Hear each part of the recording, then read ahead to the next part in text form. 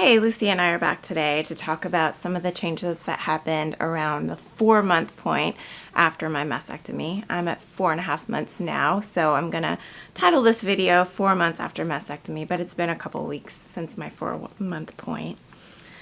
And the major thing that has been really surprising and delightful for me is finding that I have a little more sensation now in my mastectomy side. I am pretty numb in the center still, but on both sides and all around the perimeter of the area that was my breast, I do have feeling now, and it is not painful feeling. It is fine, just sensitive to the touch. Maybe a little bit more sensitive to the touch than it was prior to my surgery. And I'm not done with surgeries. I'm still going to have one more corrective plastic surgery on this side as I'm getting my preventative mastectomy on the other side in about 5 weeks. So definitely we'll let you know how my preventative mastectomy goes. But for now, I was really excited and surprised just to feel that I had some sensation in that tissue that I thought was going to be forever numb. So that actually kind of changes a little bit my plans to get a tattoo, because I was thinking I'd be numb at the 1-year point when I got my tattoo. I'm not sure if I'll have the courage to have a tattoo if it's going to be super sensitive, but we'll see. When we come to that, I'll definitely make a video about that process when I get to that 1-year point. I'm only going to be doing the revisional surgery on kind of the middle part of my breast, so I'll be able to get tattooing done here in about 7 months on the side where the biggest scar is.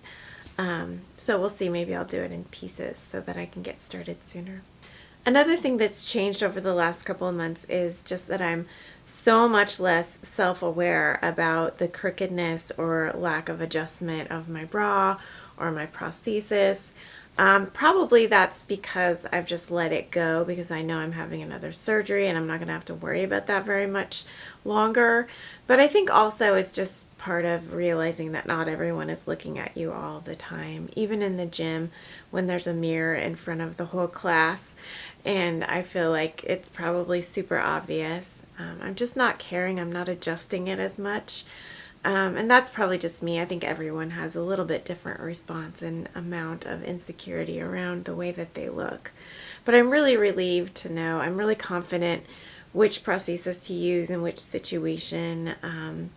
And then, you know, if it's gonna get crooked or need readjusted, then I just wait until a more discreet time to adjust myself, and I just let it go in the meantime. And I'm very comfortable being in the gym now and in Pilates classes and in dance classes, so much more than I ever imagined I would be. So there is definitely a light at the end of the tunnel if you're really insecure about exercising in public or going back to the gym after a mastectomy. I think that you'll be surprised after you try it a few times. It becomes much less stressful and anxiety producing. Kind of another unexpected thing that happened in the last couple of months is I started to really want to document my physical journey in terms of photography and having good quality photos of my body as it's changing. The thing that I'm kind of comparing it to in my mind is I feel like there's so many changes happening to my body between my surgeries and the healing process. I'm realizing it's kind of like a child that's growing up and changing pretty rapidly. And it's my child, and I want to document that change. And I just want to encourage you that if you're facing mastectomy or if you're just post-mastectomy now, that might be something that you want to think about and plan for. I started to feel pretty urgently that I wanted to have professional photos taken before my second mastectomy, my preventative mastectomy that will make me totally flat. I would love to have just a record of what I look like right now in between. Even though I'm not very happy with how the plastic surgery part of my first mastectomy turned out, I've gotten kind of attached to it, and I don't want to let it go without recording it and being able to look back at what it looks like. And these are just photos that are really just for me. I don't need to be sharing them, although if I do, I think it'll benefit other women really a lot, because I've really been encouraged and just benefited by being able to see other women's scars and the way that they feel in their new body. And most of the time, in their photos anyway, when I've seen photos of women, it seems like they're very comfortable with their new body, and it's just so reassuring to see that that's the case. You go into this thinking it's going to be horrifying and full of grief and loss, and there are so many women that just don't feel that way, and I'm one of them. And so if I can share my photos, some of the more discreet ones probably, then I'm sure it will help other women to see that there is hope and that the range of emotions is very varied. And for me anyway, mostly it's good emotions. And so I want to have a record of both how my body looks and how I'm feeling about my body, which is good.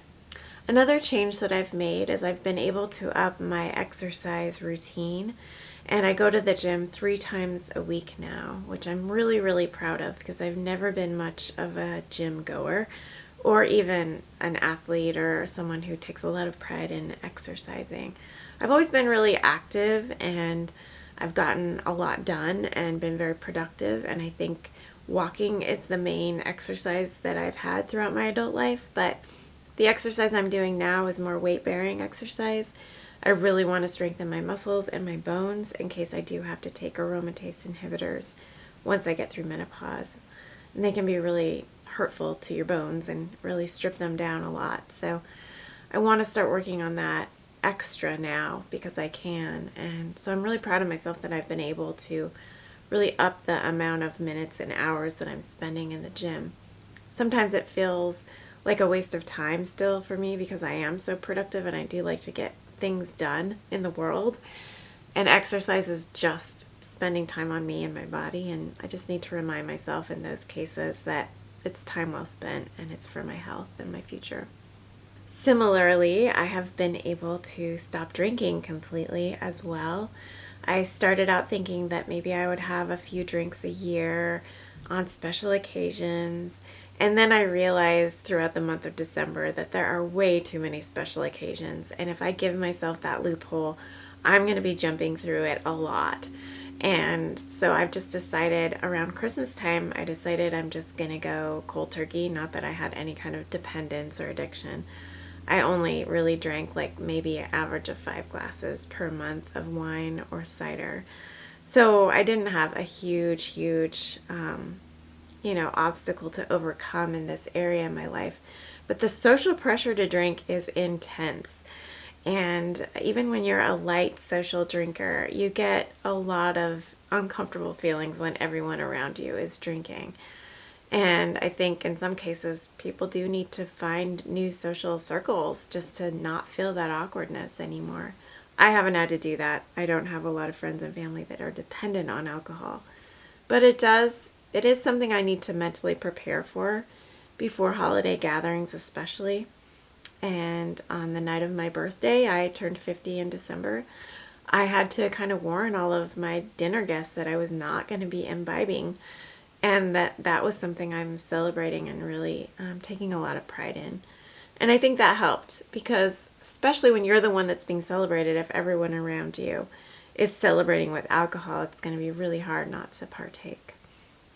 So I've had, 1 month of sobriety, I guess. That's not a whole lot, but it's been good to learn where my limits are and that I need to really stay away from it completely in order not to make exceptions and excuses. And I think that'll be working in my benefit in the end. I took my first trip post-mastectomy a couple weeks ago, and I wore my lymphedema sleeve on the flight. I didn't ever get told by any of the professionals in my hospital system about needing lymphedema sleeves, but thankfully my physical therapist told me that I would need one whenever I fly because of the pressure changes in flight. And so I wore a tight, kind of a stretchy spandex sleeve that went from my wrist up to the top of my arm during my flight. The hardest thing about learning to wear the sleeve, I think, is just learning to remember to put it on. So I forgot to put it on the first flight and didn't put it on at all.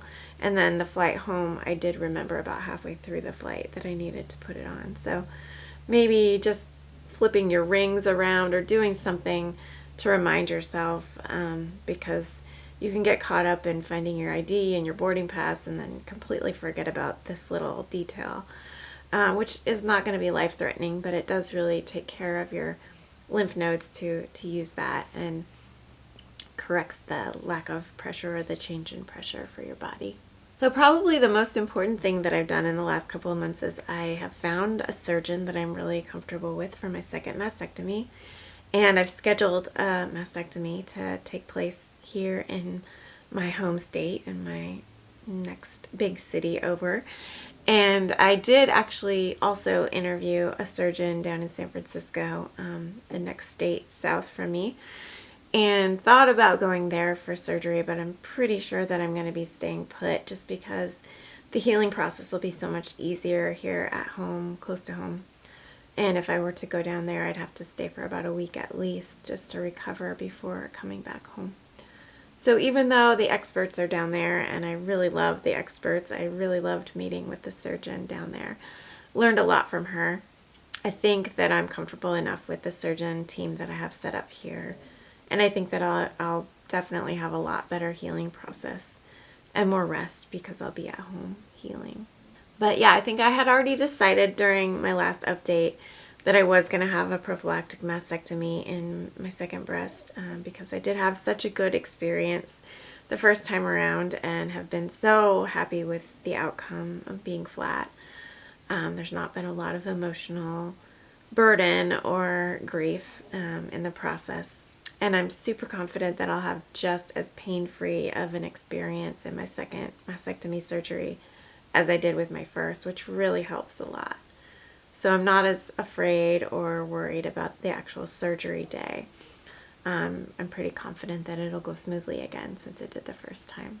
Stay tuned. I'm not done making videos about my breast cancer journey and this mastectomy kind of process and decision-making process and having lobular cancer.